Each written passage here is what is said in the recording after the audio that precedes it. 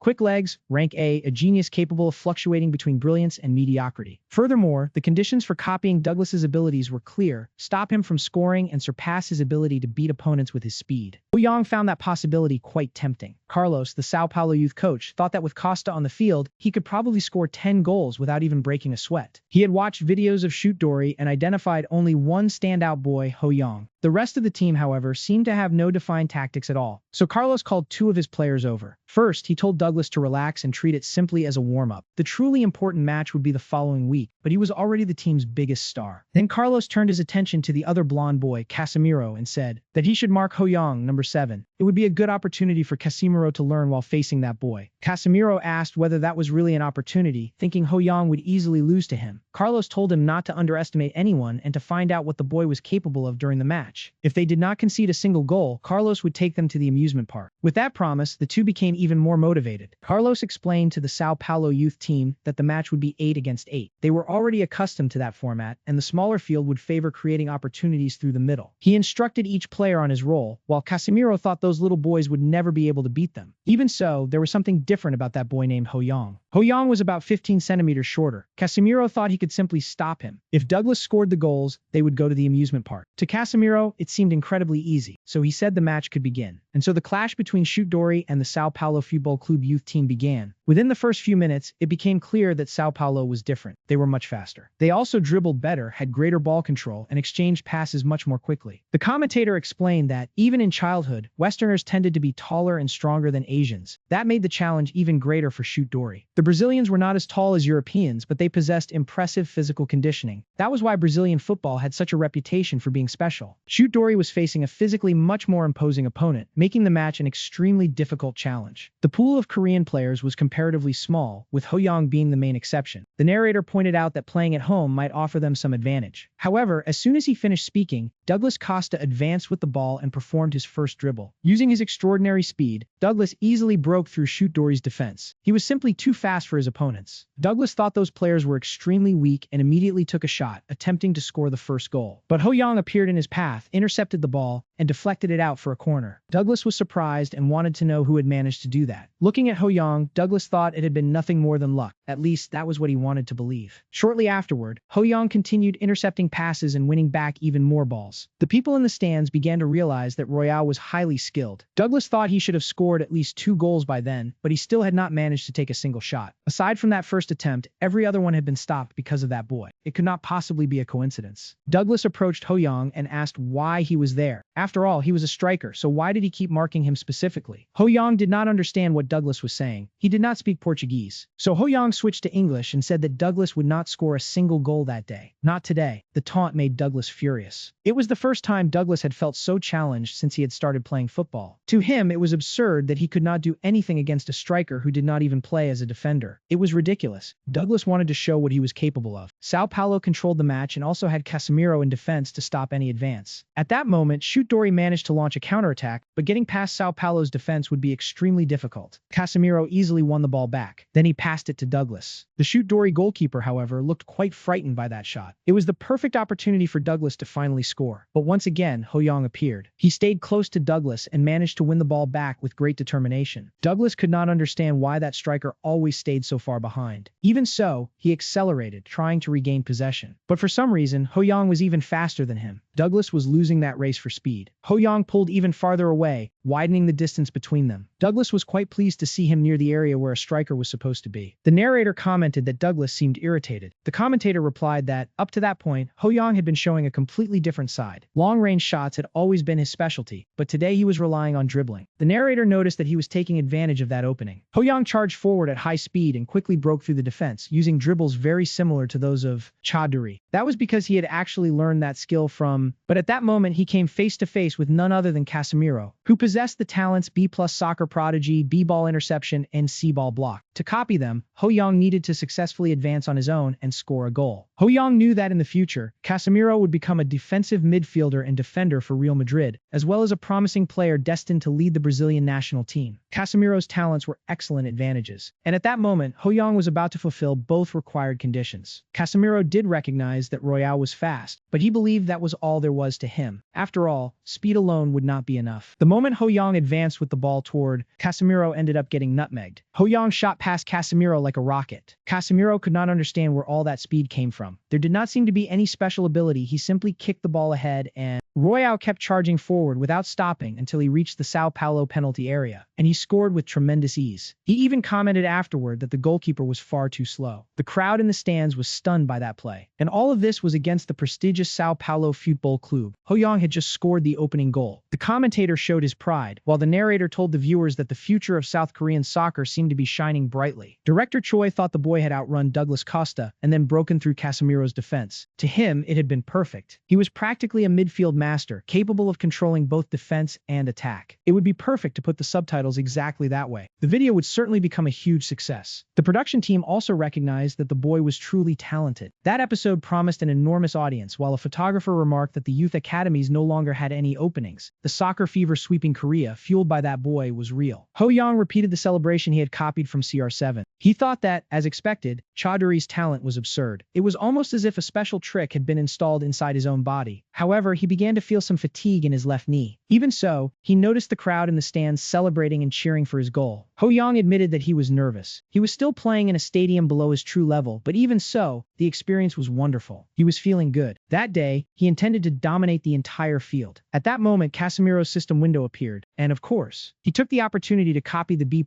rank soccer prodigy. His soccer prodigy rose from B rank to B+.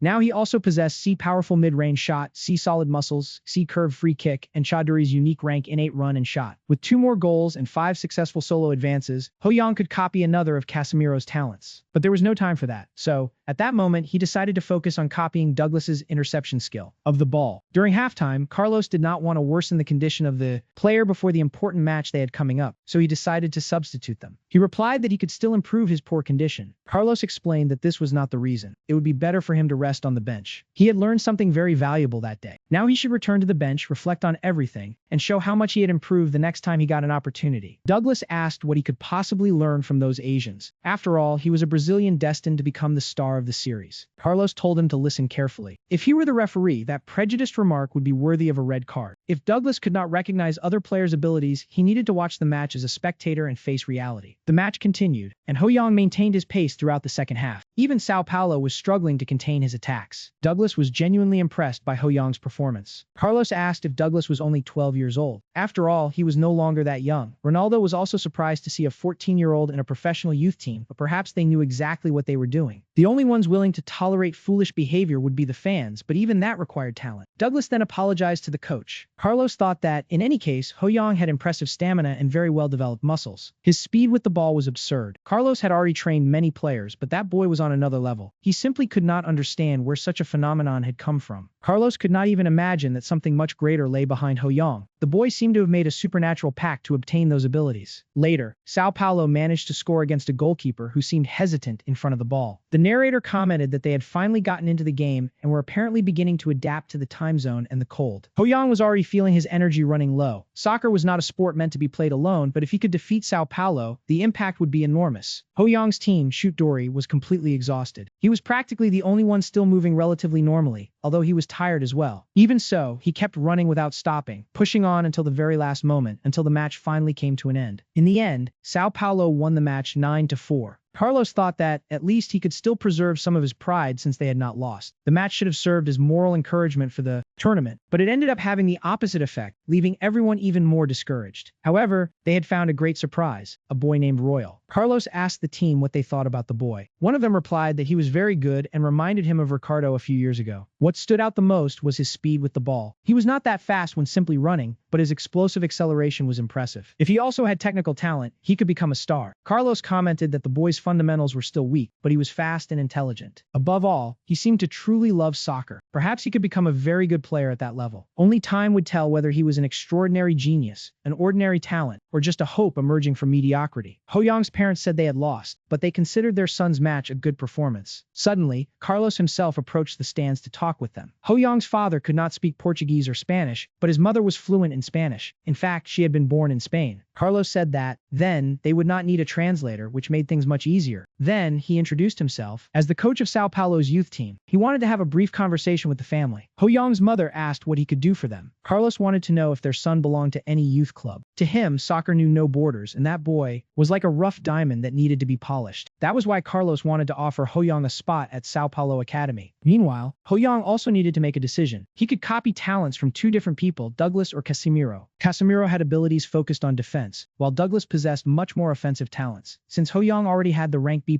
soccer prodigy, copying another talent might not bring results. In that case, he could choose Douglas's fast legs. Douglas possessed a charge and sprint ability that generated explosive acceleration while he had the ball. However, when he received a long pass, his speed decreased slightly. In addition, constantly using that ability ended up putting too much strain on his knees. Therefore, combining that ability with fast legs would be a better choice. There were many prodigies in soccer, but few were exceptional with the ball at their feet, and movement without the ball was also essential. After evaluating the options, Ho-young chose to copy Douglas's fast legs. Immediately, he felt a huge difference. His legs seemed filled with renewed energy. If that pace continued, he could become a truly unprecedented player. However, the system informed him that an A-ranked talent took 7 days to be assimilated. During that period, Ho-young could not copy any other talent. He remembered that Chaduri had taken 30 days to assimilate, so that was actually quite fast. At that moment, a journalist approached to talk with Ho-young, the star of the Shoot Door team. In a good mood, he admitted he was disappointed by the defeat, but satisfied with his performance. The journalist asked how he could be satisfied even after losing. Ho-young explained that winning or losing was important, but his main goal that day was to score a goal, and he had succeeded. The journalist agreed and observed that Ho-young had run much more in that match than in his previous game. Royale explained that he wanted to show he was also capable of scoring against strong foreign teams like Sao Paulo. The journalist asked if that motivation came from wanting to prove something and said he should thank those who encouraged him. Ranjama thanked both the fans and those who criticized him. The journalist received a notice to end the interview and said goodbye, saying that was all for now. Then, let's go to the director. Choi was very pleased and commented with a laugh that the boy was really amusing. He believed that, without a doubt, that episode would have excellent ratings. While celebrating with his parents at a barbecue restaurant, Ho-young discovered that Carlos had made an offer to bring him to Sao Paulo's youth team. His mother explained that first he would need to enroll in school and go through the normal evaluations. However, at that moment, FIFA did not allow it, mainly because Ho-young was too young. Ho-young said he knew that. It was FIFA's international transfer rule, Article 19. Players could only be transferred abroad after turning 18, a measure created to protect young athletes, although there were some exceptions that did not apply to him. Even so, they would have to follow the procedure, even if it meant facing disciplinary measures. It was not like they would end up in prison, and many people ended up doing it anyway. Another option would be to ask the club itself for help, and the fact that Sao Paulo was considering signing him showed that they probably already had a plan to handle the situation. Ho-young could not help wondering why Carlos had left without saying a single word directly to him. His mother explained that there were many reporters and interested people nearby. That was why Carlos had quickly spoken with the two of them to avoid drawing too much attention. Royale then asked what they had answered. His father said that, obviously, he had refused. After all, how could they send their 10-year-old son abroad? To him, that was completely out of the question. Ho-young was completely stunned when he heard that. His father soon explained that he was joking. Since he could not speak Spanish, he had only thanked him and left. In reality, the one who ended up handling the negotiations was Ho-young's mother. She replied that she accepted the offer, as long as Ho-young was happy and safe throughout the entire process. Of course, Ho-young was overjoyed to hear that. Many of the greatest soccer stars were born in Brazil. Ho-young could hardly believe he would have the chance to study in the very country that was synonymous with soccer. Besides that, it would be an excellent opportunity to find talents among young South American players. It would not be just an exchange program, because if he signed a youth contract, he could also earn money by playing soccer. His mother commented that there were some Korean classmates living in Brazil, but Ho-young would still have the chance to learn the local language. After all, Brazilians spoke Portuguese, a language very different from Korean. Ho-young replied that there was no problem, as he could start learning Portuguese immediately. He believed he would find a solution somehow. He would continue training until he could leave as quickly as possible for... However, when he returned home, he realized that he would have to wait until the end of the youth tournament to follow the cup. He learned that Chabun Khan would also participate in the competition. There would be 16 teams in total, making the tournament a great opportunity for scouts interested in the next generation of soccer. It would practically be a complete buffet of new talents. The World Youth Soccer Tournament would begin on the 18th. The final registrations would end on the 16th. There were only 5 days left, so Ho-young still had an opportunity. However, a problem appeared. He was feeling severe pain in his knee. He had overdone his training and now needed to take care of it. After all, having excellent soccer skills was not enough. He also needed enough physical strength to use them consistently. Even Ronaldo suffered frequent injuries because of a playing style that placed too much strain on his thighs and knees. Therefore, using this period for preventive training was essential. Ho-young was stretching and doing his exercises when his mother entered the room and asked if he had hurt his leg. Ho-young replied that he might simply be growing and getting taller. That was all, but even so, his mother became worried. She said said that if it became too difficult, he could stop. What mattered most to her was that her son remained healthy. He replied that everything was fine and thought that his mother also needed to take care of her own health. He did not want to make her worry. That night, he ended up feeling better. The massages his mother gave him helped his knee considerably. Meanwhile, Sang-eun watched Ho-young's entire performance, carefully analyzing every detail. There was only 1 week left until the tournament, so suddenly adding him to the roster would be difficult. However, considering Ho-young's level, perhaps that concern was unnecessary. Sang-eun was talking precisely with Chaboon Khan, a true legend of Korean soccer. He said it was like watching Dory when he was a child. The two of them ran around like crazy, but despite his young age, Ho-young had an impressive understanding of the game. He seemed like a very interesting player. Even so, Chaboon Khan wanted to see him play in person before reaching any conclusion. He would watch, but he was busy with work. Therefore, he asked when the boys' class would be. Sang-eun replied that it would be at 2:30 in the afternoon and asked if they should move the time earlier. Chaboon Khan said he would call the children's parents the following morning. After all, Ho-young should also have his own commitments. The next morning, Ho-young could hardly believe he was standing before Chaboon Khan himself. He introduced himself with great enthusiasm, thinking he was standing before a true legend of Korean soccer. Then, Chaboon Khan invited them inside, as he wanted to have an open conversation with them. Chaboon Khan presented his proposal, and Ho-young's mother asked if the boys' participation in the competition would be decided solely based on that test. He replied that it would if she allowed it. However, from Ho-young's expression, it seemed he had already accepted the idea. Ho-young said that he wanted to participate. His mother also agreed, saying that if her son was happy, there was no reason to stop him. After all, what parent would refuse such an opportunity for their child? Royale knew that this was a chance to compete in a global youth tournament. All he needed to do now was pass the test. Then he went to the field accompanied by Chaboon Khan. There, he met the under-13 youth team. It was the first time he had seen older players like that. Among them, Ho-young immediately noticed that one of the goalkeepers was enormous for someone his age. Royale analyzed the boy's talents and was impressed. He possessed the soccer prodigy talent, rank C, vast growth potential, rank B, and confident direction, also rank B and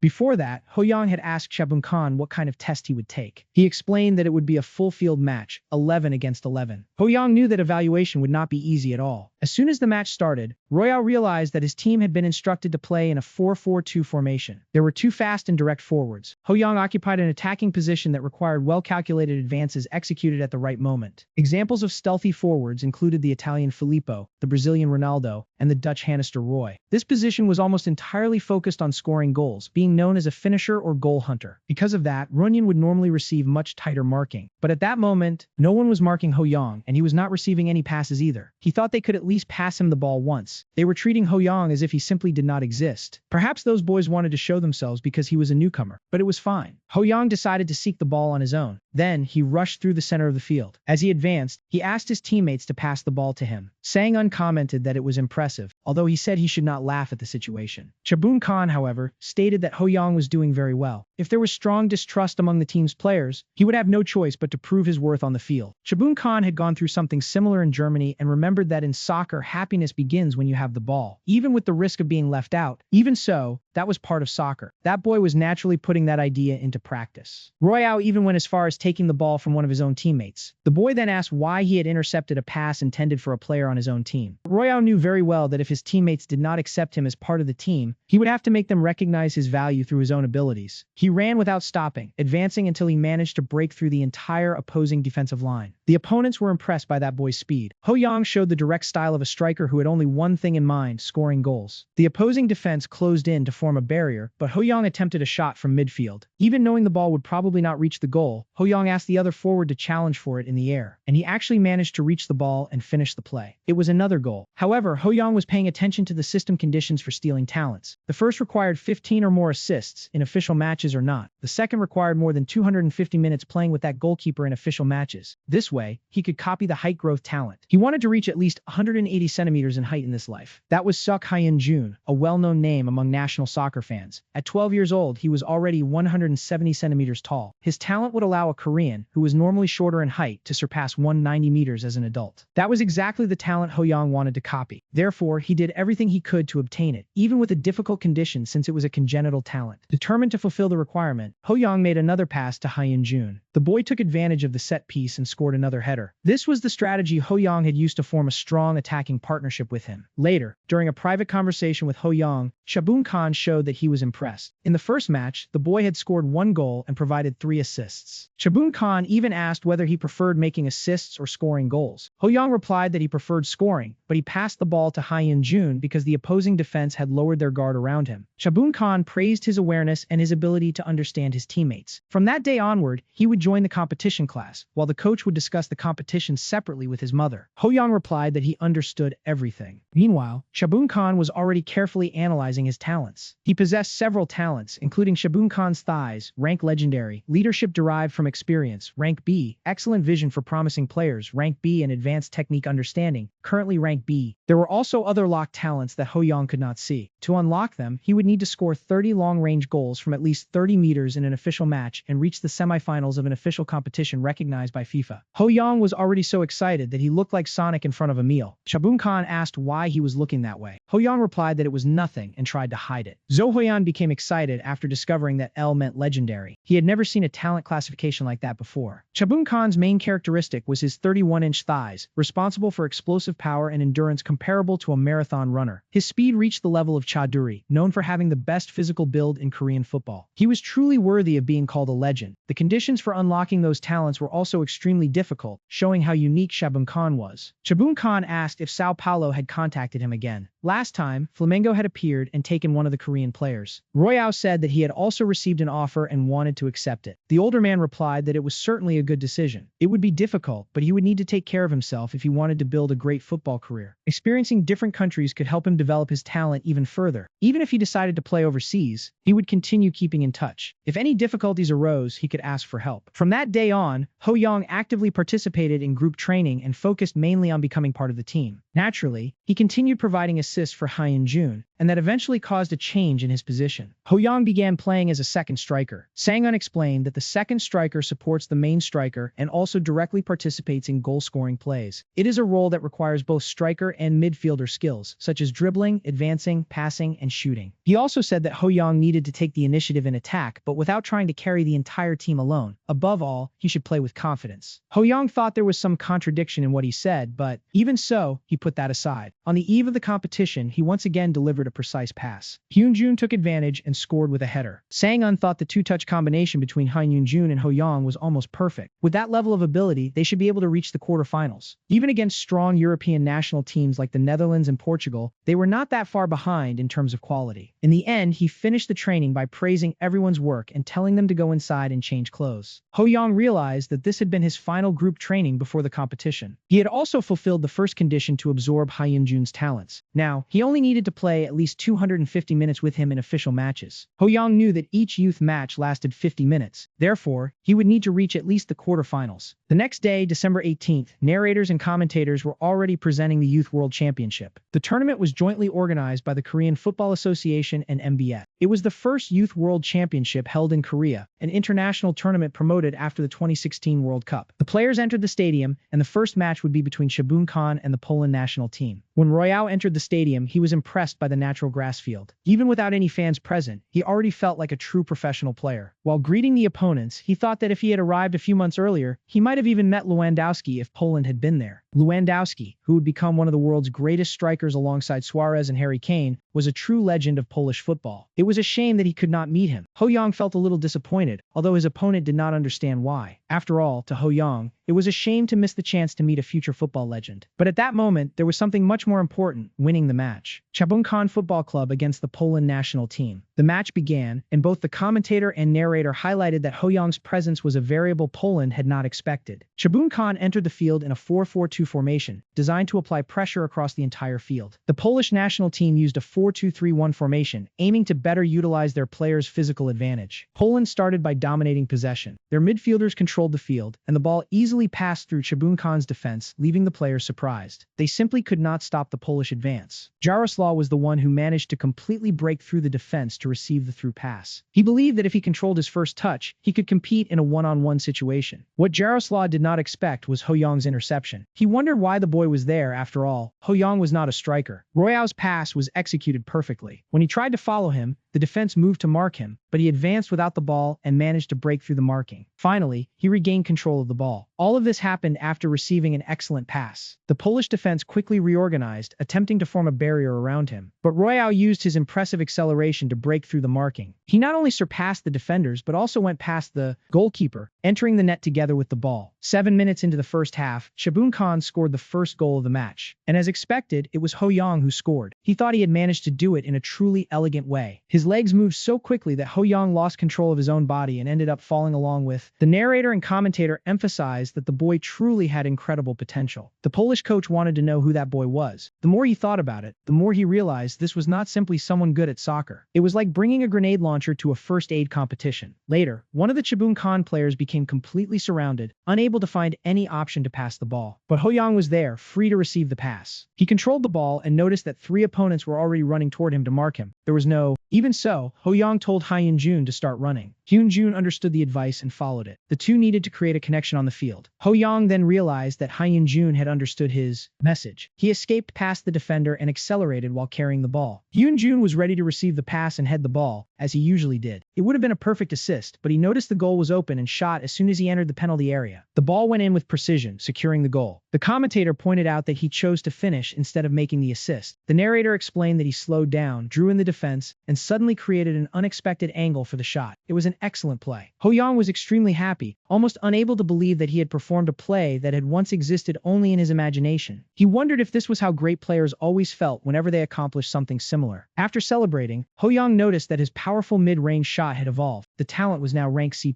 He was also curious whether he could evolve Chaudhry's talent. If possible, it would mean he could surpass the original potential through effort. That progress was already enormous. Ho Yang only wanted to play even more soccer. For him, being able to run across the field was already happiness, so he would do it with greater intensity, but without overdoing it to avoid harming his knee. At that moment, when Ho Yang scored the second goal, the Poles began wondering who that boy was. From that point on, they started to fear him, mainly because of that almost demonic presence. Hyun Jun approached and asked why Ho Yang had not made the pass over him. Ho Yang thought there was no reason to make that lob pass, since the condition had already been fulfilled. So he explained that first, they needed to secure the victory. Later, another opportunity would appear, and when only 13 minutes remained until the end of the match, Royale scored another goal. The crowd went completely wild. Later, the Shabun midfielder realized that after those goals, all the opponents were focusing their defense on Ho Yang. Because of that, he sent the ball into the space ahead. Ho Yang managed to reach it thanks to his excellent field vision. The problem was that the pass had been too strong, and the defender was already positioned in front of the goal. The situation seemed difficult. However, Hyun Jun was completely free. So Ho Yang lifted the ball perfectly for the boy to finish with a header. It was a spectacular assist and resulted in a beautiful goal, Shabun Khan's fourth. Hyun Jun dedicated the goal and celebration to his mother, who was watching everything from the stands. Ho Yang thought of his own mother, looked toward the stands, and she was there, smiling and clearly very happy. Ho Yang returned the smile with the same happiness. Hyun Jun approached and praised the pass, thanking Ho Yang for the assist. Ho Yang replied that soccer was a team sport. Life could be lonely at times, but soccer always depended on teamwork. Later, a journalist interviewed the biggest star of Shabun Khan's 4-0 victory over Poland's youth national team. He was chosen as the standout player of the match, with 3 goals and a perfect assist. During the broadcast, however, he stated that the victory was only possible because of his teammates as well. Everyone was impressed by the maturity of that answer. They had no idea that behind that boy was an adult inside a child's body. On television, he only declared that he loved his father, his mother, and everyone watching. He also promised that he would become the best soccer player in the world. Later, at home, he watched that statement on television and felt extremely embarrassed seeing himself like that. After that, his fan base grew even more on the internet. Even those who had criticized him began supporting him because of his performance in that match. The next day, they faced Hugh Gordon from Sweden. After a very balanced match, Shabun Khan won 3-2. Next, they faced Porto. The match was difficult, but Ho Yang's goal secured a dramatic draw. In the quarterfinals, they faced Paraguay. Yoo Jong-kook and Ho Yang scored 2 goals in a row and managed to turn the match around. Finally, they reached the semi-final, and their opponent would be the national team. It was a clash between Shabun's under-13 team and Japan's national team. Ho Yang could not lose that match, not even against the Japanese. He was already observing Japan's main player and analyzed his talents to discover which ones would be most useful to copy. The player possessed rank B soccer prodigy, rank C+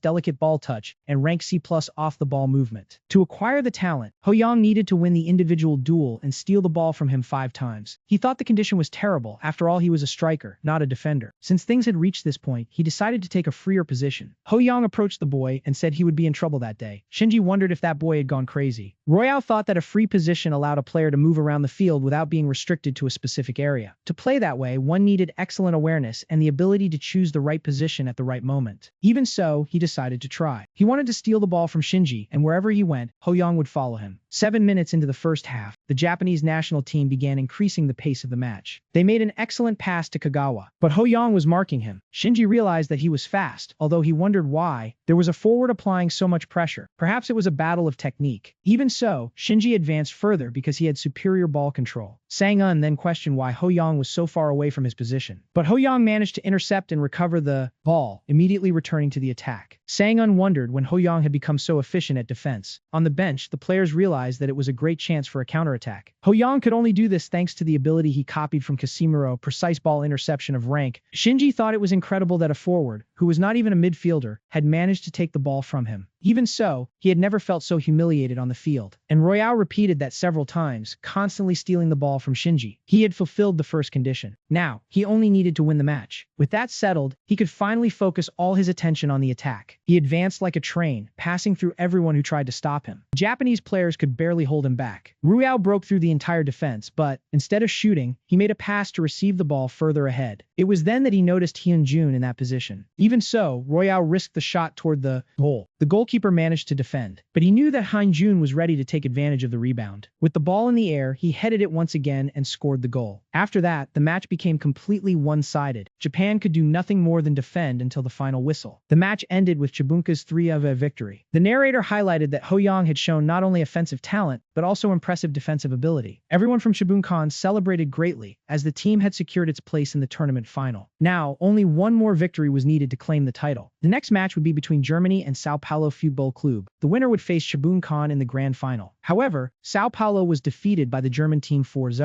In the locker room, Ho-young considered the result disappointing, especially because Sao Paulo had been considered the favorite for the title. Ho-young was surprised to realize that several players, still children, were taller than 1.70 meters. They looked like high school students, not elementary school students. With that physical build, even Ho-young would have difficulty keeping up with them. Reaching the final was great, but the challenge would be enormous. He analyzed his current talents: B+ soccer prodigy, C+ mid-range shot, C firm muscles, C good curve free kick and sprinter's acceleration of rank. Unique, a rank fast legs, B rank precise ball interception and C+ delicate ball touch. He had acquired Shinji's talent and also his delicate touch. Now, he only needed to repeat the combination practice with Hyun-jun. That way, he would have a good chance of winning and could also obtain the B rank enhanced height growth. For now, he would have to rely on his current talents. Before leaving, however, Shinji approached while crying and greeted Ho-young. Shinji said that he would win next time. Ho-young simply replied that he had also played very well. Ho-young had no idea what Shinji was saying because he did not speak Japanese. Even so, he remained polite and responded kindly. The next day, in Seoul, at San, there were many people in the crowd cheering especially for Ho-young, Chibunkan's top scorer. The opponent would be Stuttgart from Germany, the strong team that had eliminated the Brazilian Sao Paulo. Ho-young was impressed. Even though they were children, those players looked like true walls. But the biggest problem was Holger, considered the future of German defense and a high-level player. He possessed the talents B soccer prodigy, B exceptional defensive positioning, and C blocking skills. To copy these talents, Ho-young would need to win the match, score a goal, and also provide 10 assists. He knew they were not extraordinary abilities. The real problem was that player's size. Next to him, Ho-young felt like an ant. 15 minutes into the game, Stuttgart opened the score, and Ho-young began to find it difficult to act. The tall players blocked every space, making passes almost impossible. In addition, they were marking Ho-young closely precisely because he was the top scorer. Even so, he was determined to score a goal no matter what. But sometime later, Stuttgart scored again, and scored once more, making the score 3-0 for the team. The narrator highlighted that there was a 20-centimeter height difference between the players. It was difficult to overcome that with skill alone. Even so, the commentator considered it a valuable experience for Thiago's team. While they were discussing that, Ho-young managed to advance while carrying the ball, but he soon encountered the true wall, Holger. Royale told him to get out of the way. Then he ended up colliding with Holger, but the two ended up falling and rolling across the field. But for some reason that I could not understand, perhaps pure protagonist privilege, it ended up becoming completely